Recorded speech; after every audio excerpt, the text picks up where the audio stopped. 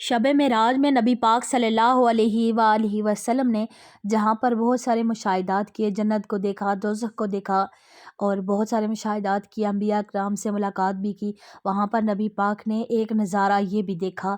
امام طبرانی لکھتے ہیں کہ نبی پاک علیہ الصلوۃ والسلام نے دیکھا کہ ایک فرشتہ ہے اور اس کے پر کٹے ہوئے ہیں اور وہ ایک جگہ پر ساکت ہے، منجمد ہے، سزا میں مبتلا ہے۔ تو نبی پاک صلی اللہ علیہ وآلہ وسلم نے پوچھا کہ اے جبریل، اس فرشتے کی یہ حالت کیوں ہے؟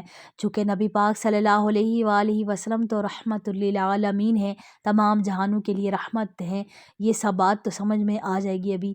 تو نبی پاک صلی اللہ علیہ وآلہ وسلم اسے دیکھ کر غمزدہ ہوئے اور اللہ تعالیٰ کی بارگاہ میں عرض کی کہ فرشتے سے پہلے پوچھا جبریل علیہ السلام سے کہ اے جبریل، ان کی یہ حالت کیسے ہے، کس وجہ سے ہے؟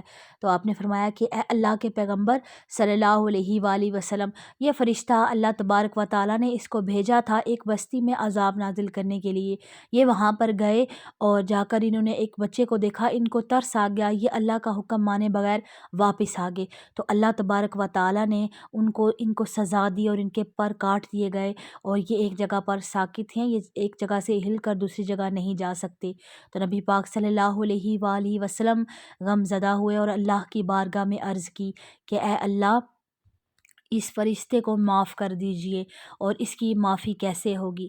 تو اللہ تبارک و تعالیٰ نے فرمایا کہ اے نبی صلی اللہ علیہ وآلہ وسلم، اگر یہ فرشتہ آپ کی ذات پر 10 مرتبہ درود بھیجتا ہے تو میں اس کو معاف کر دوں گا۔ سبحان اللہ۔ پھر اس فرشتے نے 10 مرتبہ نبی پاک کی ذات پر درود بھیجا، پڑھتے ہی درود 10 مرتبہ جیسے ہی پورا ہوا، واپس اپنی پہلے والی حالت میں آ گیا اور وہاں سے اڑ گیا۔